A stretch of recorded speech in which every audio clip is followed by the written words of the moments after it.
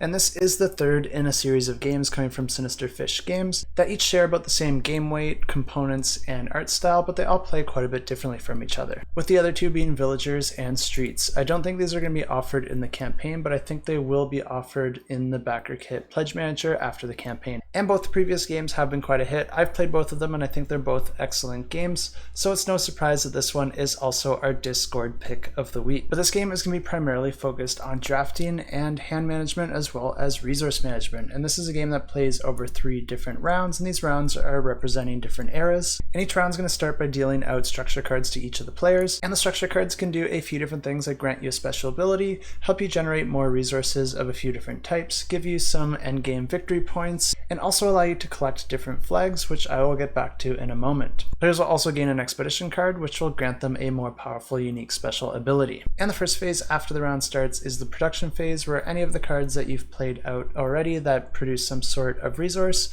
will produce those resources. Then players will take turns performing different actions, and there's just a couple actions that you can perform. You can either discard one of the cards in your hand in order to gain the resources outlined on that card, or instead you can construct cards into your tableau. And in order to do that, you're going to have to fulfill the requirements of the card, which might require you to pay different resources or have a certain amount of flags owned of a certain type. But once per turn, you can also park a rover meeple in order to ignore one of those requirements. And there's a few shared objectives that players are going to be trying to work towards in order to gain victory points throughout the game. And after you've completed your turn, you're going to check if you fulfilled any of those objectives and score those victory points. And this continues until the end of the round. And the neat thing about this game is at the end of the round, you actually pass all your remaining cards as well as your special ability to the next player beside you. So you'll want to keep in mind which cards you're keeping in your hand and which ones you're using, because any that you don't use will be available to that player. And then players also gain victory points at the end of each round based on which players have the majority of each flag type. And then the victory point tokens get replenished for the next round, and then the rounds continue like this until 3 eras are completed, and the player with the most victory points at the end of the game wins the game. And it looks like this is going to be the first board game that we get to see launching on Backer Kit, so if you're interested in this campaign, or if you're just interested to see how Backer Kit's going to look, you can go ahead and sign up for this one, and I have links in the description below.